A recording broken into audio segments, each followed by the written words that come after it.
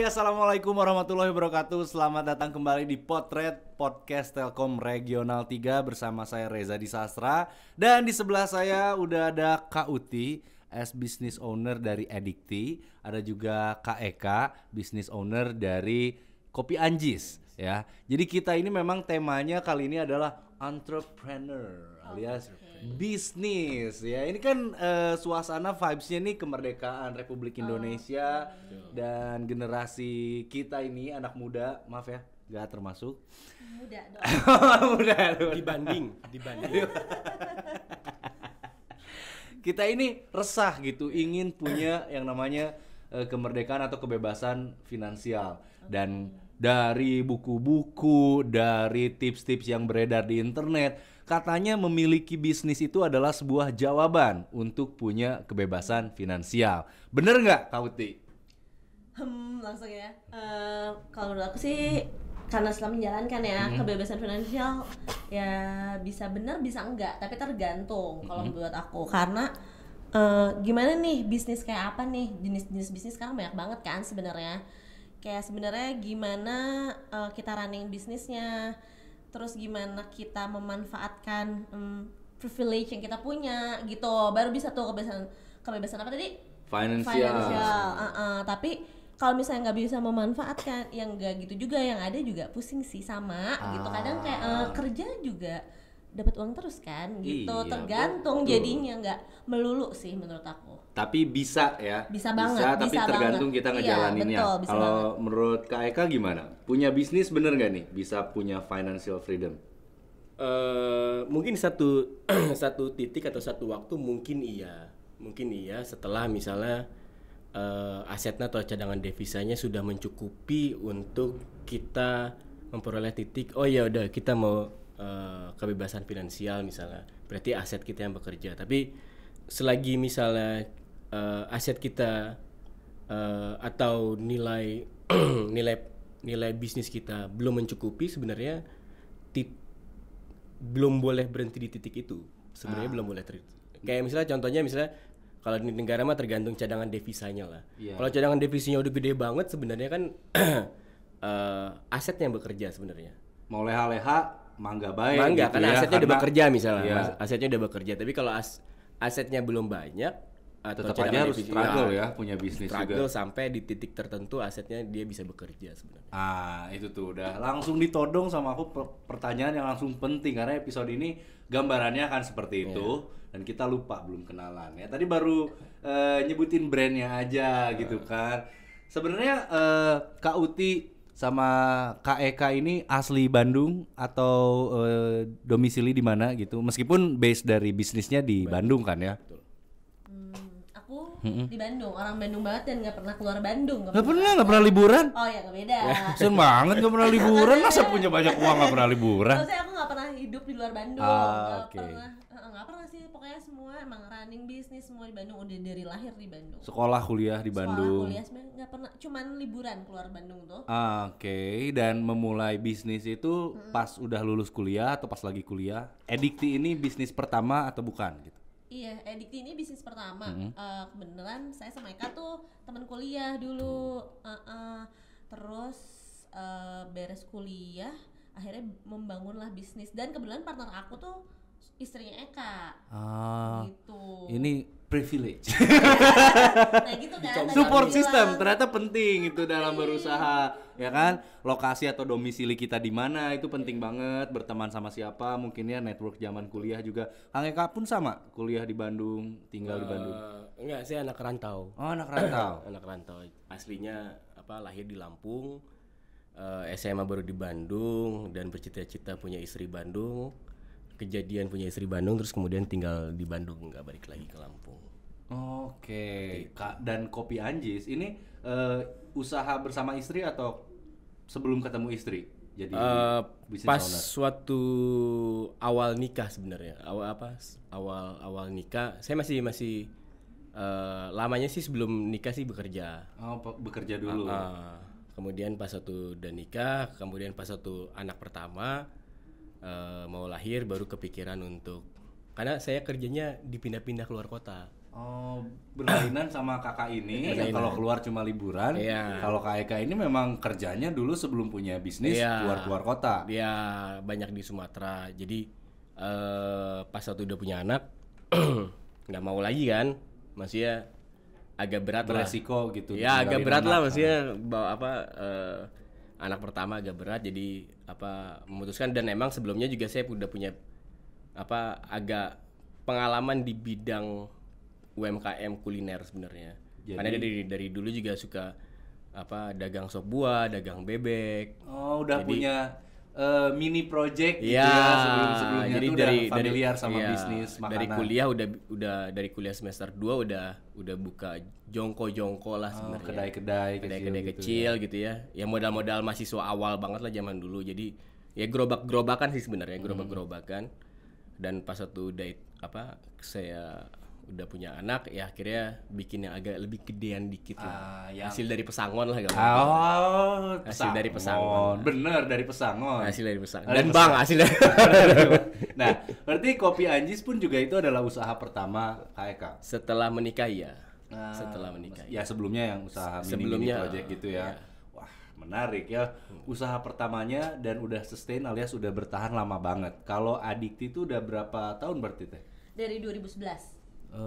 Pokoknya mereka 11 nikah, tahun. Edikti ada. Jadi sebelum mereka nikah tuh Edikti udah ada. Terus mereka nikah tuh kayak inget banget event pertama tanpa partner gitu, kayak ini gua titipin Edikti sama lu ya gitu. Saling bantu Saling aja bantu, gitu ya. betul. Gue persennya udah yang penting mah laku aja dulu kayak gitu-gitu ya. Kalau Kak Eka berarti Kopi Anjis udah Lebih muda daripada Edikti. 9 tahun 9 tahunan.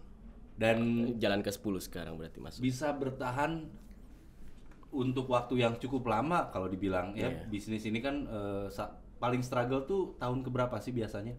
Banyak kok teman-teman aku yang bisnis bulan depan udah Iya, nggak ada iya, lagi iya. gitu kan. Gitu. Itu beratnya di tahun keberapa tuh biasanya? Baru mau ngomong, ternyata nggak segampang itu, makanya enak awal-awal sih, apalagi pada saat kita mulai ini sebenarnya menurut aku memang bisnis UMKM kayak aku ini kayak Edikti nih waktu itu belum terlalu banyak ya. Terus kita di 2011 itu aku ngerasain banget bahwa kayak digital tuh kan belum terbuka banget ya. Jadi sebenarnya akses kita untuk kayak beli bahan baku itu masih terbatas. Dulu tuh ngerasa berat banget kayak gitu. Cuman ternyata kalau aku sadari sekarang, akses digital tersebut tuh malah kadang jadi semua orang kayak bisa jadi produsen nih kalau zaman sekarang ya nggak sih. Jadi sebenarnya untuk selling tuh justru beratnya di situ kan. Sementara zaman dulu itu kita bahkan sampai over demand daripada supply-nya, karena memang kita keterbatasan di bahan baku. Cuman jadinya jadi gitu loh bayangin nggak sih, jadi Tantangannya berbeda, jadi bergeser gitu ya. tantangannya berbeda banget. Nah waktu itu aku baru mau bilang kayak sebenarnya kayak lebih gampang kayak bikin usaha terus ngejalanin, tiba-tiba setelah tahun ke berapa ya, kalau Edikti tuh booming tuh 2013 sampai 2015 tuh. Berarti butuh hits-hitsnya 2 atau 3 tahun baru lagi muncul ke permukaan gitu ya. peak-peaknya banget itu tuh, yang bisa sampai beli aset tuh di tahun-tahun itu. Akhirnya 2016 tuh udah mulai tuh turun-turun gitu tuh lumayan. Ternyata beratnya tuh pas lumayan turun ya. Betul tahun keberapa tuh? 5 ya? Tahun ke-5. Nah, berarti yang namanya bisnis tuh ada naik dan turunnya. betul. Siapin mental juga untuk menghadapin itu ya. Betul. Apalagi mungkin kemarin kita sempat ngalamin yang namanya pandemi. Nah, itu gimana tuh Kang Eka ngadepin bisnis atau dampak yang kerasa di Kopi Anjis waktu pandemi? Kalau restoran sih parah banget ya. Kalau restoran parah banget karena memang bukan cuma dari konsumennya juga yang takut, tapi kan memang peraturannya tidak memperbolehkan untuk Ada customer kerumunan ya, ada kerumunan, ada lain-lain. Jadi memang agak sangat berdampak dibanding yang jualan retail kayak gini misalnya. Bukan tempat nongkrong. Kalau misalnya restoran kan orang dine in gitu loh. Jadi yang take away gitu masih bisa survive, tapi kalau yang dine in memang harus akhirnya mengulik lagi semuanya supaya bisa minimal memang nggak bisa dapetin pengganti revenue, pengganti omset lah, pengganti pendapatan. Tapi minimal kita dulu waktu pandemi minimal ada kegiatan atau ngedevelop satu bisnis baru. Karena kalau untuk dapetin penjualan dirasa tidak mungkin dalam sekejap, kecuali kita mau jualan masker ya. Maksudnya jualan yang lagi ada demand ya occasional gitu ya. Cuman kan memang kita nggak tahu kapan, kayak dulu ada kawan saya jualan baju hazmat gitu kan. Pas giliran udah dia beli banyak kan, awal-awal banyak, terus akhirnya numpuk, nyewa gudang, terus nggak ada lagi yang butuh hazmat kan. Akhirnya memang bisnis kayak gitu kan harus yang punya akses informasi yang tinggi ya. Kapan ini diberhentikan, kapan ini pas waktu nyetok.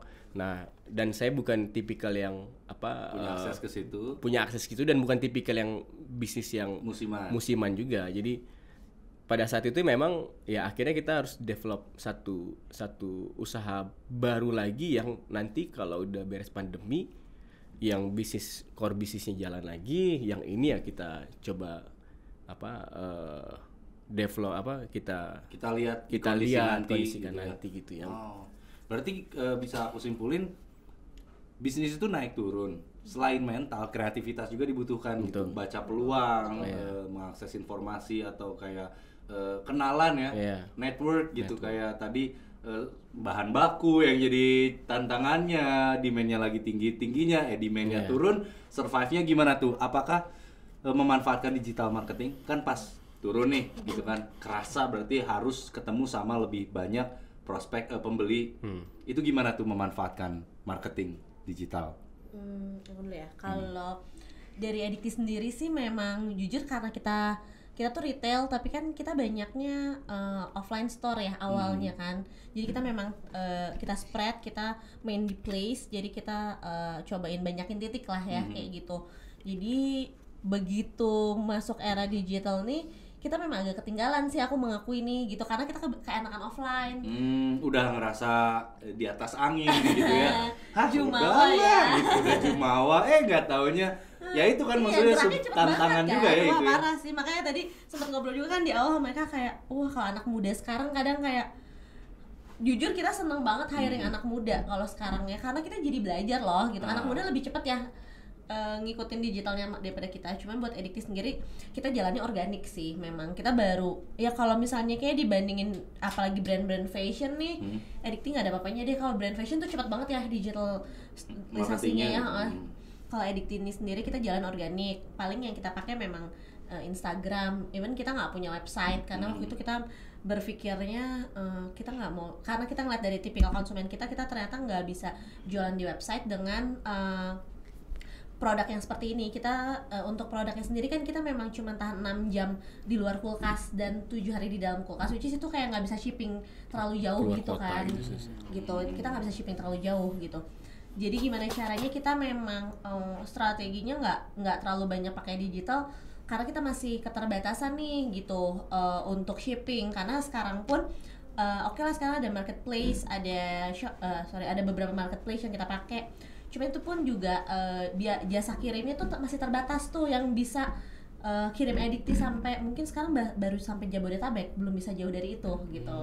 Makanya kita kuatin nih di offline-nya kita. Kalau Adikti seperti itu. Terus kalau untuk ads sendiri juga pakai untuk marketplace, tapi harus ya tetap pakai gitu. Cuman ya budget kita nggak bisa gede-gede, karena ya kalau misalnya dihitung costing dari harga produknya nih yang 15.000 gitu, orang gila-gilaan ya bakar uang buat ads kan sebenarnya gitu. Makanya kita masih bertahan ads tuh paling di marketplace. Kalau misalnya untuk di yang digital kayak Instagramnya kita malah nggak pakai, karena buat kita bakar uangnya nggak kena nih gitu. Terus karena begitu kita bakar uang kan spreadnya sebenarnya walaupun bisa di Bandung doang bisa kita atur, tuh kadang tetap aja sebenarnya yang bisa kena tuh kalau kita bisa shipping jauh kan gitu. Kalau buat Adikti sendiri sayang gitu ya, jor-joran di marketing, tapi ya kita jualnya ruang lingkupnya nggak sebanyak itu kok gitu. Jadi kalau kita si Adikti sendiri lebih buat branding, buat awareness, karena kita sosmed. Memang udah positioningnya sekarang kita pengennya jadi oleh-oleh Bandung nih gitu, yang lebih mungkin ada yang lebih anak muda gitu. Nah sampai sekarang jadi lumayan banyaknya kayak gitu. Jadi meskipun ya digital marketing sangat dibutuhkan gitu ya dalam bentuk usaha apapun gitu kan, tapi ngelihat juga fungsinya impactful nggak gitu ya. Jangan jor-joran ngabisin uang untuk ads tapi nggak impactful di selling juga, ngapain gitu ya. Iya benar. Kalau kafe nih Kopi Anji sendiri gimana memanfaatkan sosial media atau strategi lainnya dalam digital marketing? Kalau dulu nggak terlalu aktif sih memang sosmed Kopi Anjis. Biasa cuman repost ya. Repost. Tapi sekarang udah mulai agak aktif lah karena kita gunain anak-anak part-time mahasiswa. Jadi Content yang creator. ya reels gitu kan saya kan nggak bisa ya. Udah Umurnya bapak-bapak berapa mah ya? ya. Bapak-bapak mah nggak akan bisa reels lah. Maksudnya kita zaman email gitu.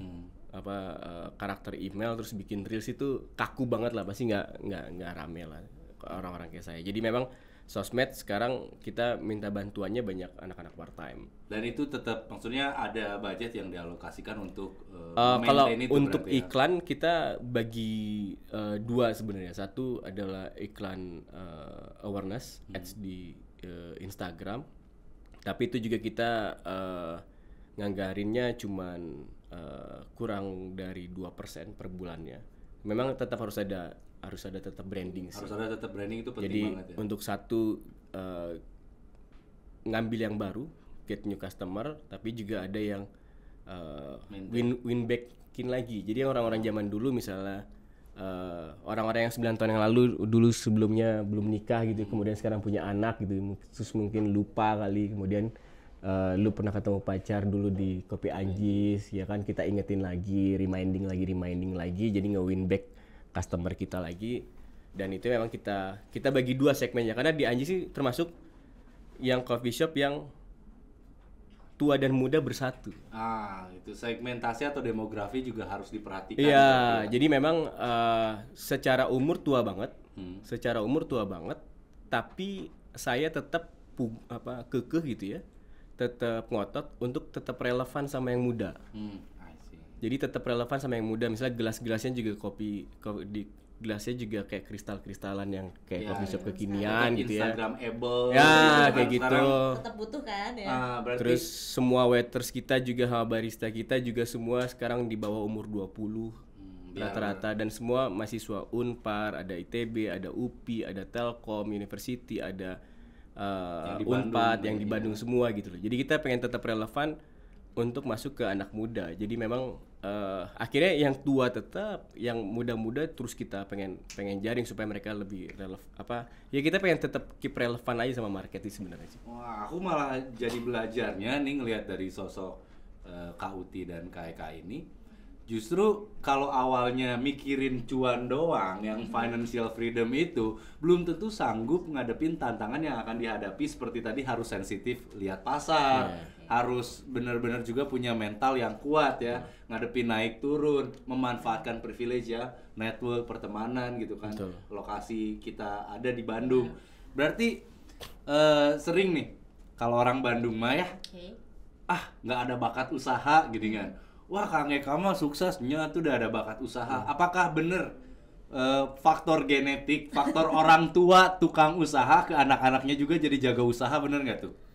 Enggak sih. Enggak. Enggak kayaknya. Maksudnya ya kalau misalnya memang niat usaha, menurut aku ya bisa aja gitu. Cuman ya balik lagi, apalagi zaman sekarang usaha tuh kan nggak bisa yang kayak aku mau usaha, oke, besok perjalan, ya nggak bisa gitu menurut aku sekarang. Ya lo mau usaha sekarang planning gitu. Kompetitor lo banyak banget. Era digital ini akses lo terbuka banget.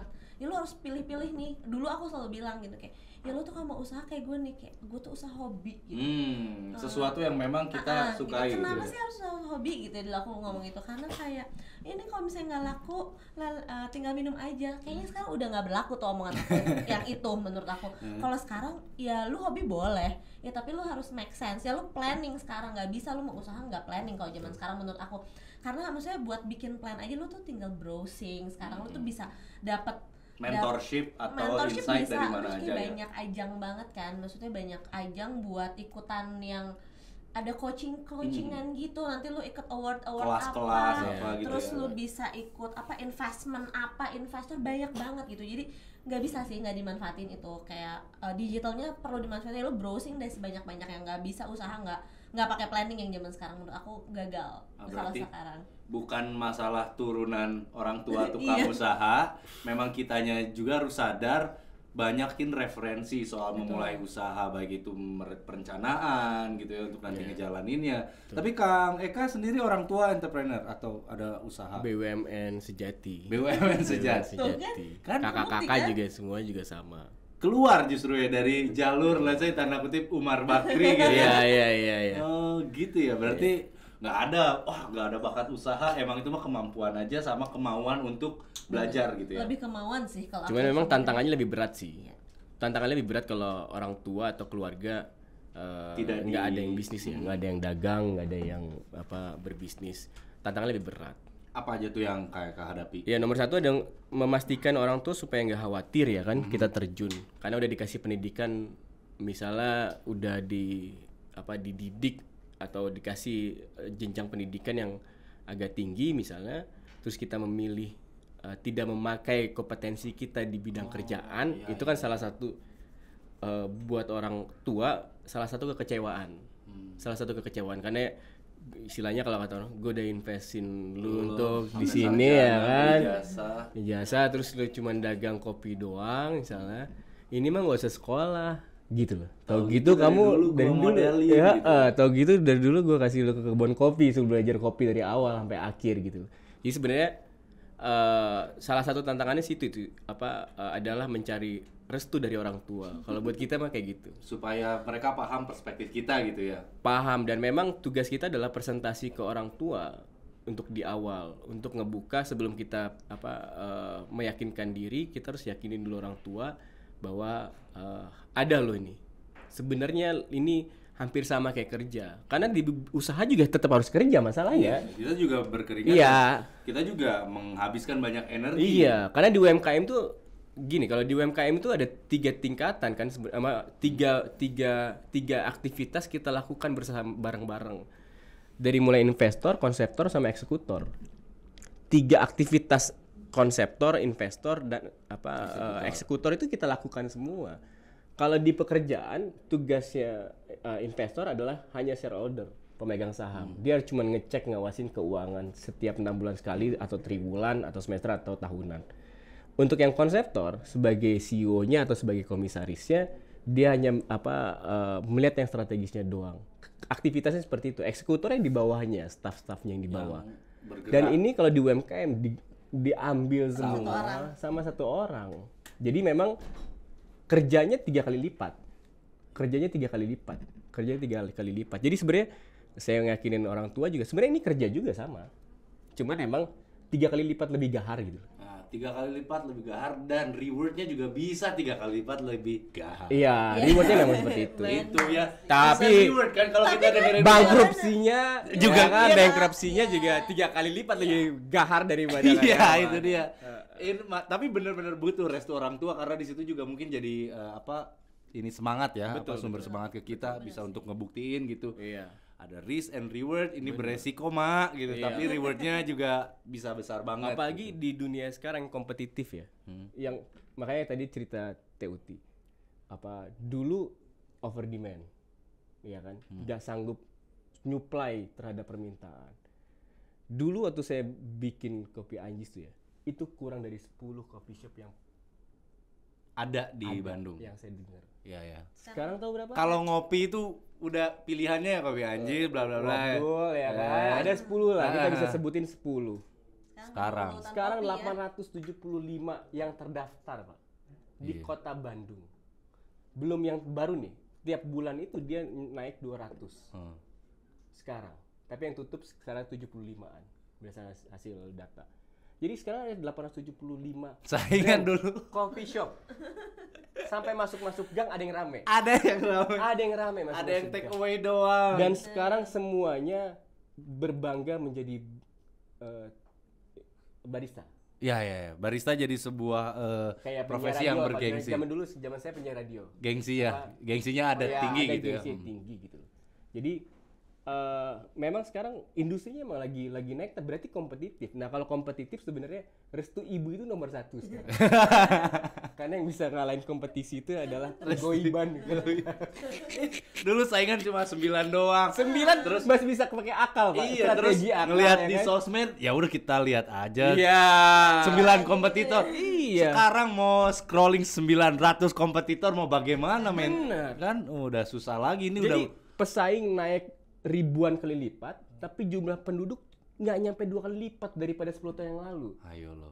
Gimana Jadi caranya? dulu waktu itu Bandung itu penduduknya itu 2, berapa gitu, 2,1 2,2 pas dimulai. Sekarang itu 4, berapa? Apa 3,8 berapa hampir berapa? Belum tentu semuanya Belum sampai doyan 2 kali ngopi. lipat. Belum tentu semuanya doyan kopi. Tapi kompetitornya ribuan kali lipat. Iya. Ya.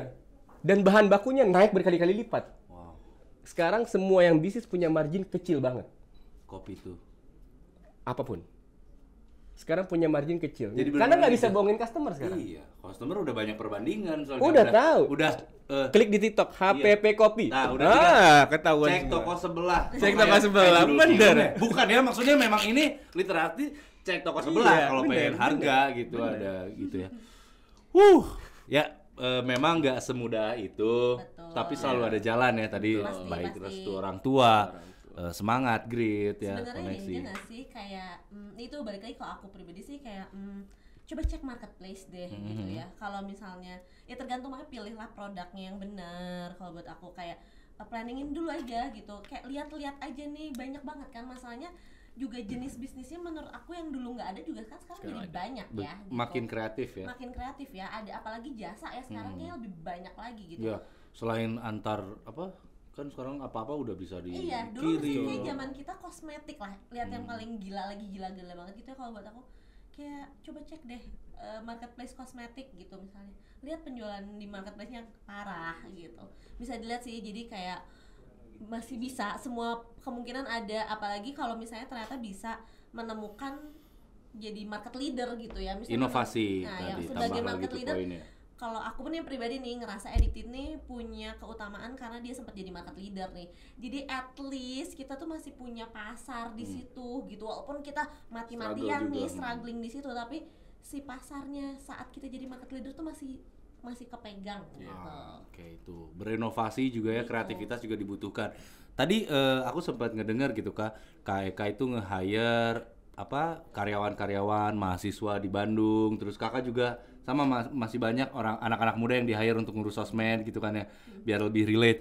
Nah, dalam usaha gitu kan seolah-olah kita niatnya cari cuan, memperkaya diri, tapi ternyata kita juga membuka lapangan pekerjaan.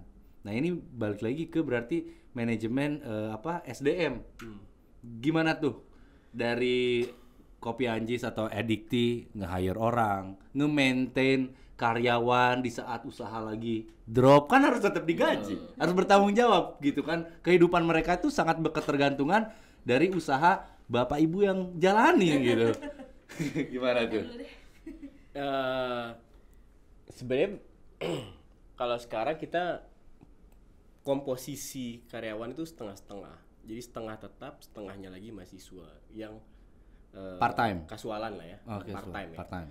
Part-time itu baik di level di operasional maupun di level Manajemen. manajemen.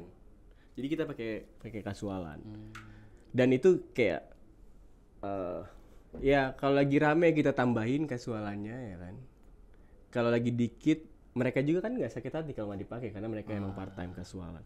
Jadi sebenarnya hampir kita rubah ke variabel semuanya lah. Jadi biayanya kita rubah ke variabel tergantung besaran permintaan dari customer. Jadi kalau naik nanti cost kita naik nggak ada masalah, tapi pas suatu sepi kita bisa costnya kita lebih fleksibel sebenarnya. Sekarang lebih fleksibel. Sama akhirnya dulu saya belajar dari, walaupun saya bukan orang radio ya, bukan saya orang radio, cuman dulu radio itu padahal ownernya tua-tua tapi ngerekrutnya yang muda-muda. Dan makanya radio bisa banyak yang puluhan tahun gitu. Karena memang ya tetap harus relevan radio gitu loh. Tetap harus relevan radio, walaupun yang misalnya dulu dengerin salah satu brand radio ya sekarang mungkin udah punya anak 4 atau anaknya mahasiswa, tapi pas satu sekarang anak muda yang dulunya belum lahir sekarang masih ngedengerin radio itu. Jadi karena makanya tetap relevan. Jadi dan anak muda itu ya buat kita udah satu keharusan dan keniscayaan harus dipakai. Tapi memang mereka nggak bisa buat mikirin gimana yang tua.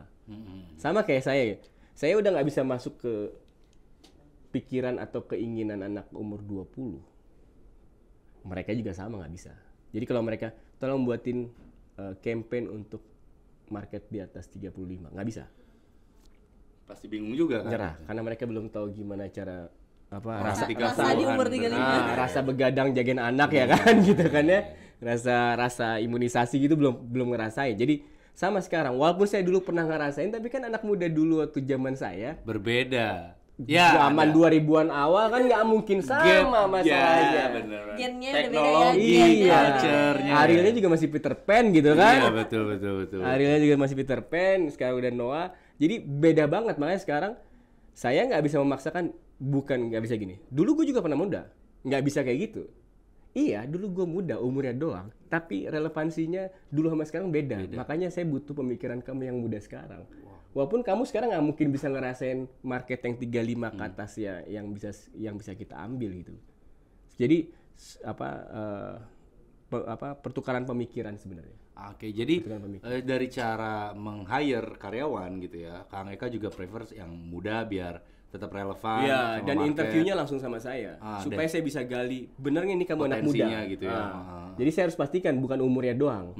Jiwanya. Kamu Jiwanya bener nggak juga punya pemikiran muda gitu. Oke, dan Kang Eka pun juga akan mempercayai dia gitu ya. Iya, setelah saya list 15 pertanyaan dalam interview. Memastikan, memverifikasi kamu beneran muda, bukan cuma umurnya. Seseorang yang memang tepat ada di Tepat, sini betul. untuk dipercaya gitu. Dan itu karena gue nggak akan relate nih. Iya, udah nyerah, udah nggak mungkin lah. Oke, gue percaya, jalani gitu. Mau rambut dipotong-potong kayak gimana udah nggak bisa juga, tuh tetap ubanan juga. Itu harus percaya sama SDM di Gitu, hire, betul. perekrutan ya, Betul, penting berarti perekrutan fase itu. penting banget. Oke, kalau Kak Uti gimana tuh ngerekrutnya? Mirip sih sebenarnya. Cuman kalau buat di Edikti kita tuh kayak emang sama sih mungkinnya kebagi dua gitu. Jadi kayak misalnya udah ada yang lebih mature, terus untuk Lebih manajerial gitu ya. lebih manajerial gitu, tapi untuk divisi-divisi tertentu nih kayak yang ya operasional, terus misalnya marketing lah terutama memang yang muda. Dan jujur aku yang di situ tuh bahkan nggak apa-apa turnovernya tinggi gitu, karena memang kreativitasnya kan tiap orang kadang kalau misalnya itu terus mentok ya kadang gitu. Cuman asal kita punya guideline-nya aja sih, jadi kan nggak jauh ya gitu misalnya dari si ediknya sendiri. Nah untuk interviewnya juga biasanya kita barengan nih, banyakan nih, justru banyak beberapa marketing nih langsung nginterview karena pengen tahu juga nih kayak se-Bandung apa sih lo gitu, apalagi kayak di tim kan butuh ya se-Bandung apa sih lo gitu. Butuh orang yang paham juga sama marketnya Iya gitu ya. betul gitu. Oke. Jangan sampai kayak sama-sama aja pikiran sama kita, ngapain nambah orang dong kalau gitu. Dan sekarang anak muda turnovernya tinggi. Iya betul. Untuk ganti-ganti kerja. Makanya sekarang karena kita pengen ngerekrut anak muda, kayak kalau orang pacaran apa, HTS-an lah. Jadi kan part time itu kayak HTS-an. HTS-annya kalau lagi Bahkan bisa jauh lebih lama sama kita kalau HTS-an. Kayaknya udah nggak. Karena no hard Anak feeling. zaman Ya. sekarang bukan HTS-an apa ya Apa namanya? sih namanya? Mau nyebut Apa namanya? Gak apa-apa, nanti disensor aja. FWB. Apa? Oh, friend with benefit ya? Iya, FWB. Nggak apa-apa, Ya. nanti Nah, disensor kan aja. udah beda kan istilahnya. Iya, Jadi benar. emang akhirnya kita pakai konsep itu karena setelah kita pakai tetap, misalnya kita tetap kita permanen gitu ya. Oke, lo kerja Sekarang lagi ini gitu loh, nanti 4 datang bulan. lagi. Iya. gitu. Jadi kita capek ngerekrut tetap, nanti keluar gitu ya. Jadi mendingan ya udah akhirnya kita ganti Lagi modelnya. kosong nih, ntar kalau ini gua Part time ambil aja. lagi. Iya. Nanti kamu seminggu 3 kali atau seminggu 2 kali. Nanti dia nggak masuk ya udah kamu ganti. Jadi kalau kamu masuk kamu dibayar, enggak ya udah. Lebih ke arahnya jadi kayak iya tadi FWB-an tadi. Jadi buat kita apa FWB apa? free with benefit kalau gue pernah dengar dari Patam ya FWB gitu. Oke. Jadi kayak gitu sih. Iya, kan. Lebih ke arah sana. Iya, ini pertanyaan juga menjurus ke arah gimana caranya business owner memberikan pemahaman ke karyawan, tapi ternyata dari sistem hiring pun juga sudah dikasih penjelasan ya, karena ya turnover tinggi dan lain sebagainya. Diberikan kejelasan juga. Tapi sama ini sih mungkin kalau di Edikti sendiri ya begitu. Karena kita udah tahu nih anak muda tuh kebutuhannya apa sih gitu. Kadang kan kita ngeliat juga nih ya, anak muda tuh kebutuhannya apa sih? Kadang dia nggak melulu cari uang nggak sih gitu. Pengalaman gitu ya. Jadi popularitas, itu follower. ya, banget itu yang kayak gitu-gitu kan Konten. kayak Ya, karena aku masih alter muda. ego-nya kan yang dinaikin. Nah, itu sih yang kita kasih kayak emang dari awal kayak langsung lo maunya apa di sini kayak ayo lo mau apa gitu. Kayak kadang kayak aku mau di sini kan aku pengen belajar ini sambil misalnya ada yang kuliah gitu. Oke, gua bantuin skripsi lu deh gitu. Aku kadang sampai kayak gitu gitu. Itu ya. ya sama-sama nyaman deh, sama-sama ya udah bener Benefit. Win-win solution. Win-win solution. Kita pilih termnya win-win solution. Oh, iya, benar. Gimana caranya Iya. bisnis usaha tetap berjalan Betul. gitu kan. Menghadapi naik turun. Mungkin ini sesi terakhir gitu ya untuk memotivasi teman-teman yang tadi kita angkat juga nih, faktanya nggak semudah itu untuk berbisnis gitu ya. Dari masing-masing nih Kak Eka dan Kak Uti, untuk teman yang mau memulai sebagai entrepreneur gitu ya, itu harus apa aja yang dimiliki? PR karena saya hampir tiap hari juga dialog gitu ya, berinteraksi sama yang muda-muda gitu. Satu adalah siapkan konsistensi gitu. Jadi konsisten komitmen terhadap prinsip kalau kita pengen bisnis ya sesuai prinsip kita aja. Maksudnya komitmen terhadap apa yang udah kita mau lakukan, ya udah komitmen situ sebelum itu jadi penilaian gagal itu kadang-kadang mereka terlalu cepat Menyimpulkan gua gagal gua nih. gagal gitu. Padahal Iya, tinggal titiknya sampai mana, kenapa kok baru dikit kamu udah ngomong gagal. Nah, biasanya kalau yang baru dikit terus kamu ngomong gagal, berarti sebenarnya inkonsistensi menemukan atau kurang konsisten, kurang komitmen terhadap satu prinsip. Jadi makanya sekarang tapi itu bagus juga karena emang kreativitas kadang-kadang harus berganti-ganti. Tapi kalau dalam bisnis terutama di UMKM ya harus bener-bener ke dalam banget. Jadi kalau gagal cuman belokin dikit kiri doang, jangan ganti arah gitu. Oke. Jadi kalau misalnya kayak ini ya kiriin dikit lah kiblatnya gitu ya. Kemudian masuk lagi ke dalam. Siapa tahu yang ini ada batu tapi kan sebelahnya banget, nggak usah ganti arah. Kalau ganti arah kamu mulai dari nol lagi kadang-kadang gitu. Konsistensi dibutuhkan meskipun nanti ada tuntutan kita harus sedikit lebih fleksibel. Lebih gitu ya. fleksibel. Jadi kalau misalnya nenggar gitu ya, nabrak gitu, itu mungkin jangan balik arah. Itu bukan pemberhentian total Iya, ya. tinggal belokin kiri doang dikit atau kanan dikit, habis itu masuk lagi ke dalam. Siapa tahu di situ ternyata cuannya gitu. Iya, karena kan katanya ini kalau baca quote-quote di Instagram gitu, failure is just a way forward. Katanya kalau udah gagal itu justru di situ dibutuhkan karena akan belajar gagal gitu aja ya. ya. Terus jangan sih. Jangan dong gagal terus. Kan ada di kampus juga ada SP ya kan ya. Ada SP Bisa diperbaiki. boleh ngulang 3 kali Ya, kan gitu. Ada SP khusus ya kan. Tapi masalahnya gagal terus mah gitu. Ada lah ya. Kalau itu aja berarti konsistensi. Kalau dari Kak Uti nih, Kalau aku tuh selalu menganut prinsipnya ini nih, work hard, play harder, sama pray hardest gitu ya. work hard, Play harder, play harder, sama pray hardest. pray hardest. Jadi paling terbesar tuh kekuatan doa. Iya, jadi kayak work hard gimana sih ya, tadi aku bilang yang planning lah apa, kayak cariin, Riset lah, riset apa itu ya, work hard networking dulu ya lah. sebelum mulai itu, lu tetap work hard dulu dong gitu, walaupun belum, justru work hardnya di sebelum mulai itu menurut aku zaman sekarang tuh ya. Terus yang play harder kenapa sih itu link lu, networking lu saat ini butuh Play di banget. sini tuh bener play bermain Iya, sama teman-teman main gitu. nongkrong gitu, tapi Oke. kan sekarang kan banyak gitu komunitas yang bisa positif gitu, jangan cuman nongkrong gak jelas mah tinggalin aja gitu. Kalau lu nongkrong, lu ngeluarin uang buat kopi, ya harus ada manfaatnya dong. Make gitu. sure kita ngopinya ngobrol sama seseorang yang bisa ngasih banyak Ya, benefit ke betul, kita ke gitu. depannya gitu Menurut ya. aku itu penting banget. Even kayak, dan jangan pernah menurut aku pada saat lu main sama orang siapapun, jangan pernah menyepelekan orang ya. Ayo lo. Gitu, penting Ayo. banget karena menurut Jangan aku gampang-gampang ngejudge, bilang Betul, toxic. betul. Semua orang tuh pasti punya value-nya ya. Iya benar. Oke, Itu oke. itu kayak ya dengerin aja orang, lu nggak akan pernah tahu tiba-tiba lu ternyata butuh sama orang itu, nggak ada yang pernah tahu kok gitu. Jadi baik aja sama orang, cari pergaulan yang positif, cari pergaulan yang baik, nongkrong sebanyak-banyak boleh, keluarin uang sebanyak-banyak boleh, asal baliknya juga banyak gitu. Oke. Nah yang ketiga itu pray hardest, yaitu tadi salah satu yang Kak bilang, ya Restu banyak orang doa, tua. restu orang tua, itu mah yang gaibnya itu tuh harus percaya banget. Kalau aku mah percaya banget, banyak banget kegaiban dalam usaha itu, banyak banget gitu. Hal-hal yang tidak bisa kita jelaskan dari mana Tapi datang. bukan yang gus-gus itu ya. Bukan ya, Bukan tapi aneh-aneh ya. universe Iya, conspires. iya, bener. Universe semesta teh gini kalau Benar-benar semesta mendukung tah kan. there is a will there is a way Nah, teh gitu, gini nah kan. itu. Kok ada jalannya? Gak tahu padahal gue lagi ngopi, tiba-tiba ketemu sama orang ini, tiba-tiba Iya. jadi investor. Nah, ya gitu kan. apa itu serendipity apa? Serendipity Iya, itu ya serendipity. pokoknya teh hal-hal terkecil yang ternyata itu tuh menjadi titik balik yang besar dalam kehidupan kita itu juga adalah buah dari doa ya biasanya. Terima kasih banyak. Sama-sama, terima Wow, kasih. inspiratif sekali obrolannya ya Kak Uti, Kak Eka, mudah-mudahan lancar, Edikti dan Kopi Anjisnya semakin jadi usaha yang besar, bisa membuka lapangan kerja lebih luas lagi, nge-hire anak muda yang lebih kreatif lagi, peluang kita juga untuk belajar terus dari kakak-kakak yang sudah memulai bisnis lebih dulu. Yuk, jadi sobat IndiHome nih. Yuk jadi sobat IndiHome kalau udah mau buka usaha, tadi jangan lupa hard work, play harder, and pray hardest ya. Dan konsistensi ya, siap fleksibel juga, komitmen sama apa yang mau dijalanin. Friends with benefit jangan lupa. Bukan ATS ya. Bukan ATS ya. Win-win solution ya. Terima kasih, ini juga jadi win-win solution buat kita. Aku belajar ya. Teman-teman juga pada belajar.